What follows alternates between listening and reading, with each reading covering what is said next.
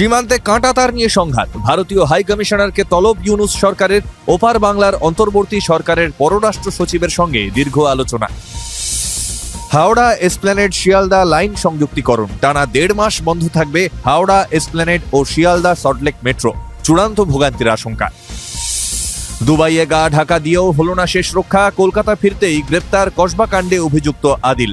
Councillor খুনের ছক কষেই Abu Dhabi উড়ে যায় ধৃত। মইপিঠে ফের বাঘের আতঙ্ক, ঠাকুরার নদী পেরিয়ে লোকালয়ে ডোরাকাটা, বেলপাহাড়িতেও বাঘের পায়ের ছাপ, দক্ষিণ রায়ের হদিশ পেতে মরিয়া বন দপ্তর। পেয়ারি দিদির পর বেকারদের মাসিক ৮৫০০ টাকা, নয়া প্রকল্পের নাম যুবা উড়ান যোজনা। দিল্লির বাজি জিততে নির্বাচনের প্রাক্কালে কল্পতরু কংগ্রেস। ঘোষণা হলো ২০২৫-এর আইপিএলের দিনক্ষণ, চলতি বছরের আইপিএল শুরু ২১শে মার্চ, ফাইনাল হবে ২৫শে মে, জানালেন BCCI vice president Rajiv Shukla.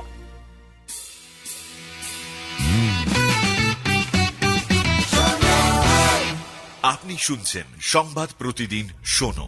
নমস্কার, আসছি বিস্তারিত খবরে। ভারত বাংলাদেশ সীমান্তে কাঁটাতার নিয়ে সংঘাত বড় আকার নিয়েছে। এই আবহে রবিবার ঢাকায় নিযুক্ত ভারতীয় হাই কমিশনারকে ডেকে পাঠালো বাংলাদেশের অন্তর্বর্তী সরকার। এদিন ইউনূস সরকারের পররাষ্ট্র সচিব মোহাম্মদ জসিম-উদ্দিনের সঙ্গে আলোচনায় বসেন ভারতের দূত প্রণয় বর্মা। দীর্ঘ আলোচনার শেষে তিনি জানান, সীমান্তে কাঁটাতারের বেড়া দেওয়ার ব্যাপারে দুই দেশের মধ্যে বোঝাপড়া রয়েছে। তার কথায় চোরাচালান, অপরাধীদের অনুপ্রবেশ, পাচারের মতো ঘটনা দমনের বিষয়ে আলোচনা হয়েছে।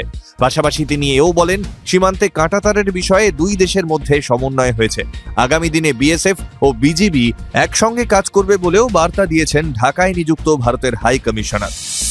হাজারো বাধা পেরিয়ে বউবাজারে মেট্রোর টানেল তৈরির কাজ সম্পূর্ণ। এবার পালা হাওড়া থেকে এসপ্ল্যানেড হয়ে শিয়ালদাহ পর্যন্ত সংযুক্তিকরণের কাজ। তবে এর জন্য ভোগান্তির শিকার হতে পারেন আমজনতা। জানা যাচ্ছে, প্রায় 1.5 মাস হাওড়া থেকে এসপ্ল্যানেড এবং শিয়ালদাহ থেকে সেক্টর 5 পর্যন্ত বন্ধ থাকতে পারে মেট্রো পরিষেবা। আপাতত হাওড়া ময়দান, এসপ্ল্যানেড এবং শিয়ালদাহ সল্টলেক এইভাবে মেট্রো চলে। মাঝে যোগ না থাকলেও এই লাইনে ভিড় কম হয় না। বিশেষ করে গঙ্গার নিচে মেট্রো পরিষেবা চালু হওয়ায় বিশেষ সুবিধা হয়েছে অনেকেরই। অফিস টাইমে এই লাইনে রীতিমতো ভিড় হয় প্রতিদিন। তাই এই ব্যস্ত রুট এতগুলো দিন বন্ধ থাকলে ভোগান্তির আশঙ্কা এড়ানো যাচ্ছে না। এদিকে লাইন সংযুক্তিকরণের জন্য এমনটাই করতে হতে পারে। ইতিমধ্যেই কেএমআরসিএল এর তরফে হাওড়া স্টেশন থেকে এসপ্ল্যানেড এবং শিয়ালদাহ থেকে সেক্টর 5 পর্যন্ত মেট্রো চলাচল বন্ধ রাখার আর্জি করা হয়েছে। মেট্রো লাইন সংযুক্তিকরণের কাজের জন্য আগামী 8ই ফেব্রুয়ারি থেকে 24শে মার্চ পর্যন্ত পরিষেবা পুরোপুরি বন্ধ রাখার কথা বলা হয়েছে। যদিও এখনও এই বিষয়ে মেট্রো কর্তৃপক্ষের তরফে নিশ্চিতভাবে কিছু জানানো হয়নি। কসবা কাণ্ডে এবার পুলিশের জালে অন্যতম অভিযুক্তদের মধ্যে একজন। দুবাই থেকে ফিরতেই কলকাতা বিমানবন্দর থেকে আদিল হোসেন নামে ওই যুবককে গ্রেপ্তার করে পুলিশ। আজই ধৃতকে তোলা হয়েছে আদালতে। গত বছর নভেম্বরে কসবার কাউন্সিলর সুশান্ত ঘোষকে লক্ষ্য করে গুলি চালানোর চেষ্টা করে আততায়ীরা। বরাত জোরে প্রাণে বাঁচেন তিনি। প্রথমেই কাউন্সিলরের সাগরেদরা ধরে ফেলেন এক অভিযুক্তকে। এরপর তদন্তে নেমে বেশ কয়েকজনকে গ্রেপ্তার করে পুলিশ। প্রকাশ্যে আসে আদিল হোসেনের নাম। জানা যায়, এই খুনের নেপথ্যে বিহারের বাসিন্দা আদিল শেখ। তবে পরিকল্পনা করেই আবুধাবি উড়ে গিয়েছিল সে। রবিবার দুবাই থেকে কলকাতা ফেরে আদিল। তারপরই কলকাতা বিমানবন্দর থেকে তাকে গ্রেপ্তার করে পুলিশ। আদিলের সূত্র ধরেই কসবা কাণ্ডের রহস্যভেদ হবে বলেই আশাবাদী তদন্তকারীরা। কুলতলির মইপিঠে ফের বাঘের আতঙ্ক। রবিবার পঞ্চারঘাট এলাকায় বাঘের পায়ের ছাপ দেখতে পান স্থানীয় বাসিন্দারা। অনুমান, ঠাকুরার নদী পেরিয়ে লোকালয়ের কাছাকাছি চলে এসেছে। খবর পেয়ে তাড়াতাড়ি ঘটনাস্থলে পৌঁছন বনকর্মীরা। জাল দিয়ে গোটা এলাকা ঘেরার কাজ শুরু হয়েছে ইতিমধ্যেই। এদিকে কয়েকদিনের ব্যবধানে ঝাড়গ্রামেও ফের বাঘের আতঙ্ক।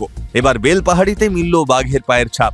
ডিসেম্বরের শেষে বাঘিনী জিনাত ঘুম উড়িয়েছিল বাংলা ওড়িশার বন দপ্তরের আধিকারিকদের। 9 দিন লড়াইয়ের পর চতুর্থ ঘুমপাড়ানি গুলিতে কাবু হয়েছিল জিনাত। তারপরেই ফের শিরোনামে আসে দক্ষিণ রায়। শোনা যায়, ঝাড়খণ্ডের সরাইকেলা খরসোয়া জেলার চান্ডিলের আশেপাশে ঘুরছে একটি পুরুষ বাঘ। তবে রেডিও কলার না থাকায় বন দপ্তর ওই বাঘটিকে ট্র্যাক করতে পারেনি। এসবের মাঝে রবিবার বেলপাহাড়ির শাল জঙ্গলের ভেতর পায়ের ছাপ দেখতে পান স্থানীয়রা। খবর পেয়ে ঘটনাস্থলে পৌঁছয় বনকর্মীরা। শুরু হয় তল্লাশি। এ বিষয়ে বনমন্ত্রী বীরবাহা হাঁসদা জানিয়েছেন, তল্লাশি চলছে। আতঙ্কিত না হয়ে সকলকে সতর্ক থাকার পরামর্শ দিয়েছেন তিনি। তবে ঘটনাকে কেন্দ্র করে প্রবল শোরগোল ছড়িয়েছে এলাকায়। দিল্লির কঠিন লড়াইয়ে বাজিমাত করতে কল্পতরুর ভূমিকায় কংগ্রেস। নির্বাচনের প্রাক্কালে এবার দিল্লির যুবকদের জন্য যুবা উড়ান যোজনার প্রতিশ্রুতি দিল হাত শিবির। তাদের দাবি, দিল্লিতে ক্ষমতায় আসার পর এই প্রকল্পের মাধ্যমে প্রত্যেক বেকার যুবককে মাসে ৮৫০০ টাকা করে ভাতা দেওয়া হবে। রবিবার সাংবাদিক বৈঠক করে এই প্রকল্পের ঘোষণা করেন দিল্লির নির্বাচনী দায়িত্বে থাকা কংগ্রেস নেতা সচিন পাইলট। জানান, দল সিদ্ধান্ত নিয়েছে, আমরা ক্ষমতায় এসেই দিল্লির প্রতিটি বেকার যুবককে মাসে ৮৫০০ টাকা করে আর্থিক সাহায্য করব। শিক্ষিত অথচ ১ বছর ধরে বেকার এমন যুবকরা এই প্রকল্পের আওতায় পড়বেন। তার দাবি, এটা শুধু আর্থিক সাহায্য নয়, যে ক্ষেত্রে তারা প্রশিক্ষিত সেই সব ক্ষেত্রে তাদের নিয়োগ করার চেষ্টা করবে কংগ্রেস সরকার। তবে এখনো বিজেপির ইশতেহারপত্র প্রকাশ্যে আসেনি। তবে মনে করা হচ্ছে, গেরুয়া শিবিরও একই পথে হেঁটে বহু প্রতিশ্রুতি দিতে পারে। ঘোষণা হয়ে গেল ২০২৫-এর আইপিএল এর দিনক্ষণ। এবছরের আইপিএল শুরু হবে ২১শে মার্চ, ফাইনাল হবে ২৫শে মে। রবিবার বোর্ডের মিটিং এর পর আইপিএল এর দিন ঘোষণা করেন রাজীব শুক্ল। পুরুষদের আইপিএল এর দিনক্ষণ ঘোষণা হয়ে গেলেও এখনো মহিলাদের প্রিমিয়ার লিগ নিয়ে বিস্তারিত কিছু জানানো হয়নি। সেটা নিয়ে আলোচনা চলছে। তবে আপাতত লক্ষ্য চ্যাম্পিয়ন্স ট্রফি। কবে তার দল ঘোষণা হবে তা নিয়ে জল্পনা তুঙ্গে। বোর্ডের পরবর্তী মিটিং ১৮ ও ১৯শে জানুয়ারি। সেদিনের আলোচনার মূল বিষয় হতে পারে চ্যাম্পিয়ন্স ট্রফির দল ঘোষণা, অর্থাৎ তারপরই কোন দল দুবাইয়ে আইসিসির প্রতিযোগিতা খেলবে জানা যাবে তা। শুনতে থাকুন সংবাদ প্রতিদিন শোনো।